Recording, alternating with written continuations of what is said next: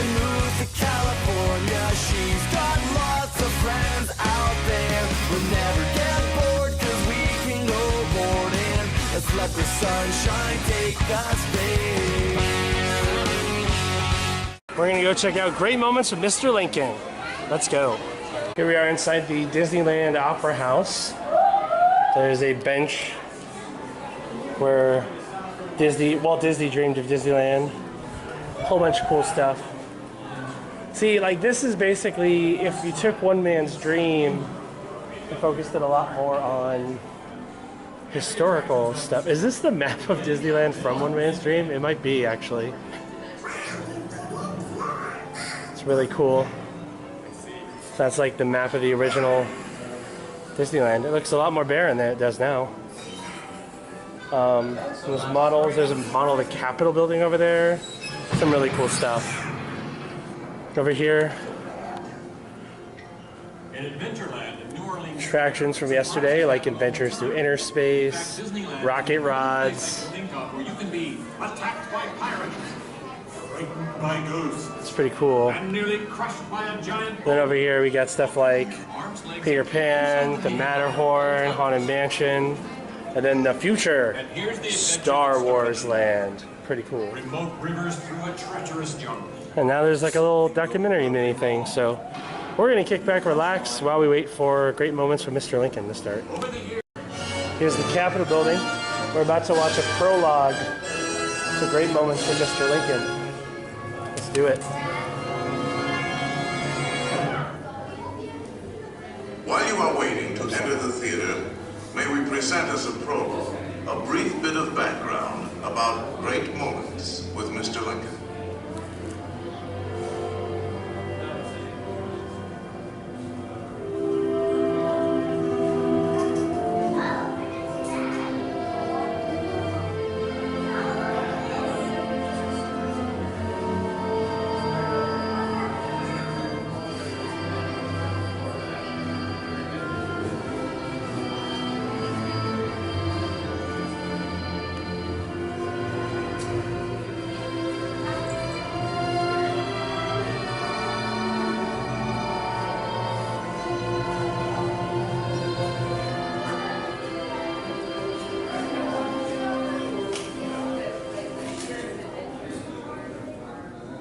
One member of the state legislature has to dress up for his job.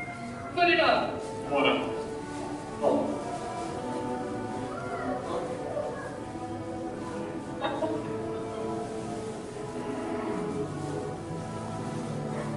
Gentlemen of the jury, I stand here today on behalf of these two young men. I think they'll go far. But it's your responsibility, gentlemen, which way they go far. Gentlemen, you can give them a chance to become morally responsible. I asked one of the soldiers, who is dead in the White House? And he answered, the president. He was killed by an assassin. And a loud burst of grief from the crowd awoke me from my dreams.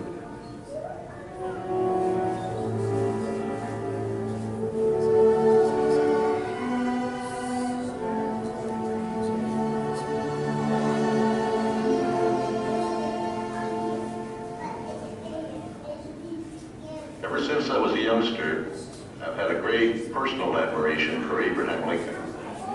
So when we decided to bring to Disneyland's visitors some great moments in Mr. Lincoln's life, we began an exhaustive research. We wanted to bring to the people of today the inspiring words of the man who held this nation together during its moment of greatest crisis, the Civil War. To start with, we were fortunate in being able to secure this life mask of the 16th president. How do we get this, Blaine? This is actually a copy of an original life mask by the sculptor Leonard Volk. Before Lincoln was president. Before Lincoln was president. Before he had a beard. That's right. During our exhaustive research into Lincoln's life, we studied his mannerisms, his gestures, and even his voice characteristics to create a faithful likeness of this honored man. The final result is so lifelike that but you might find it hard to believe. Now let's go into the Opera House and listen carefully to the words of Mr. Lincoln, spoken by him a century ago, but which still apply today to free men everywhere.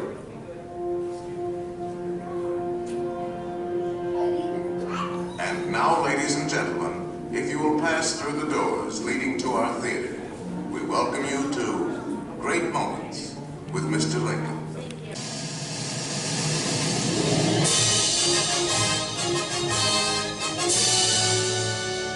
Ladies and gentlemen, we welcome you to Great Moments with Mr. Lincoln.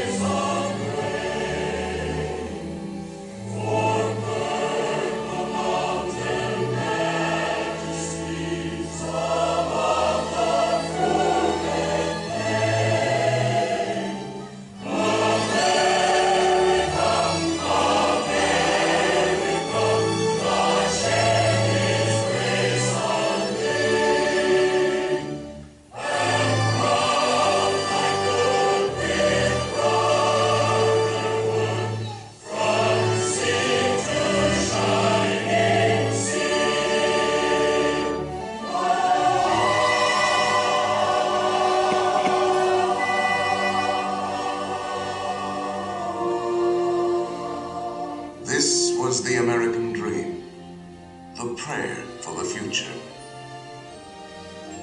But that golden goal was not to be had without cost. The American way was not gained in a day. It was born in adversity, forged out of conflict, perfected and proven only after long experience and trial. In all of history, no man was dedicated to this dream more than the 16th President of these United States, Abraham Lincoln. Here in his own words is what he once wrote about himself. For at that time, very few people outside Illinois knew very much about this man from the prairie. I was born February 12th, 1809, in Hardin County, Kentucky. My father removed from Kentucky to what is now Spencer County, Indiana, in my 8th year. It was a wild region, with many bears and other wild animals still in the woods. There I grew up. I was large for my age, and had an axe put into my hands at once. And from that to my 23rd year, was almost constantly handling that most useful instrument. I think that the aggregate of all my schooling did not amount to 1 year. At 21, I came to Illinois. Thought of trying to study law. Rather thought I could not succeed at that without better education. I borrowed some law books, took them home, and went at it in good earnest. In 1854, the law profession had almost superseded the thought of politics in my mind, when the repeal of the Missouri Compromise aroused me as I had never been before. What I have done since then is pretty well known. If any personal description of me is thought desirable, it may be said I am in height, 6 feet 4 inches, nearly, lean in flesh, weighing on an average of 180 pounds, dark complexion, with coarse black hair and gray eyes, and no other marks or brands recollected. Yours very truly, A. Lincoln. Abraham Lincoln became president faced with the terrible threat of civil war, a thing he dreaded, yet a calamity he was prepared to meet if he must.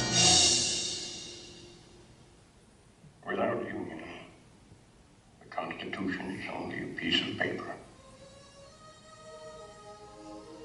I know there is a God, and that really hates injustice and slavery. I see the storm coming. I know his hand is in it. If he has a place, work for me. And I think he has. I believe I'm ready. And with God's help, I shall not fail.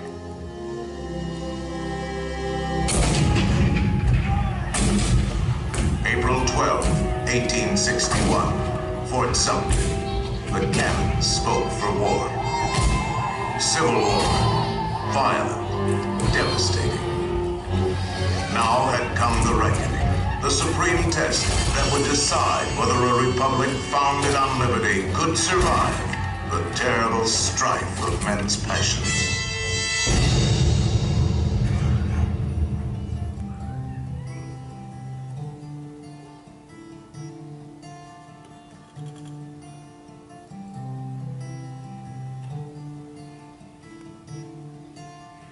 Two brothers on their way, two brothers on their way, two brothers on their way, one wore blue and one wore gray.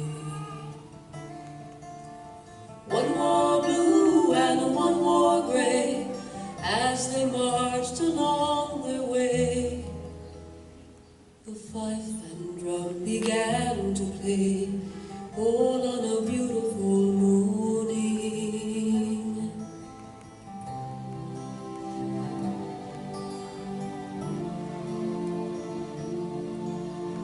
One was gentle, one was kind. One was gentle, one was kind. One came home, one stayed behind. A cannonball, don't pay no mind. Cannonball, don't pay no mind, if you're gentle or if you're kind. It don't think of the folks behind, all on a beautiful morning, all on a beautiful morning.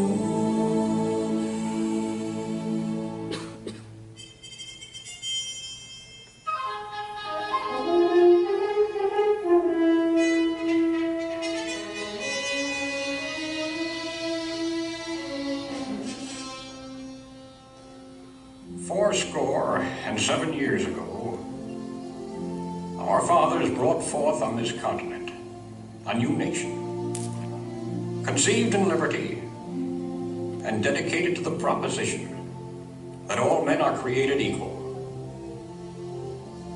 Now we are engaged in a great civil war, testing whether that nation, or any nation so conceived and so dedicated, can long endure. 10 brief sentences, so simple, so direct. Abraham Lincoln had not expected his words to live beyond their temporary moment, but time and history would dictate otherwise. And so today, his Gettysburg Address is immortal, a rich and treasured part of our country's heritage.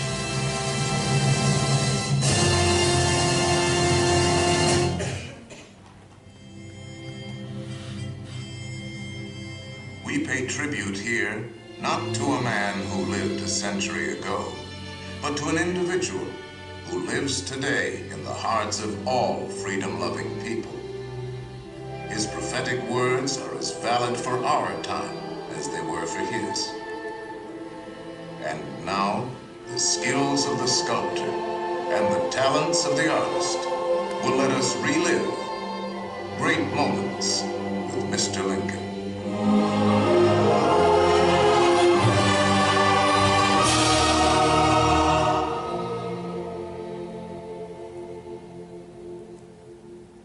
The world has never had a good definition of the word liberty. And the American people just now are much in want of one. We We all declare for liberty. But in using the same word, we do not all mean the same thing.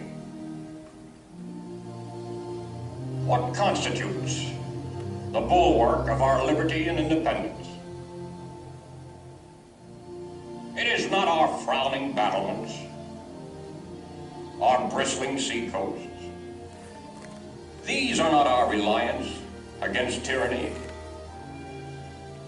Our reliance is in the love of liberty, which God has planted in our bosoms.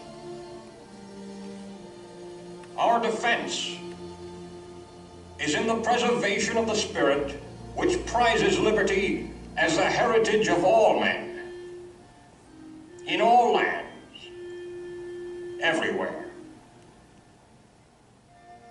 Destroy this spirit, and you have planted the seeds of despotism around your own doors.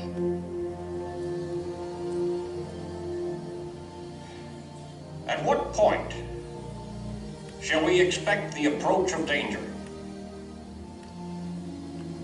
By what means shall we fortify against it? Shall we expect some transatlantic military giant to step the ocean and crush us with a blow?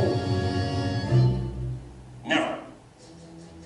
All the armies of Europe, Asia, and Africa combined could not by force take a drink from the Ohio or make a track on the Blue Ridge in a trial of 1,000 years.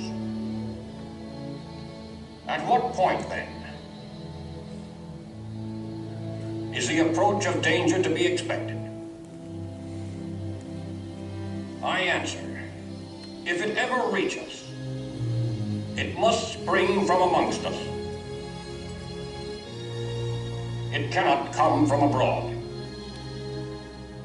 If destruction be our lot, we ourselves must be its author and finisher. As a nation of free men, we must live through all times, or die by suicide. Neither let us be slandered from our duty by false accusations against us, nor frightened from it by the menaces of destruction to the government, nor of dungeons to ourselves. Let us have faith that right makes might. And in that faith, let us to the end dare to do our duty as we understand it.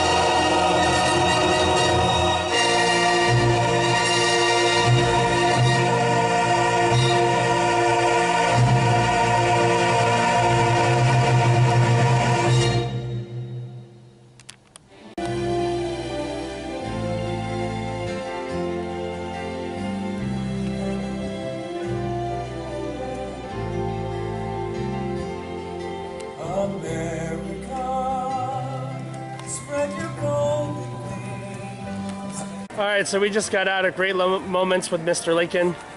Corey, what'd you think? That was fine. That was good. Yeah. It's kind of an interesting crossover between Hall of Presidents and the American Adventure. But I liked it. It was good. The Lincoln animatronic was super impressive. Yeah, definitely. It was absolutely beautiful. Yeah. So, anyway, thank you for watching.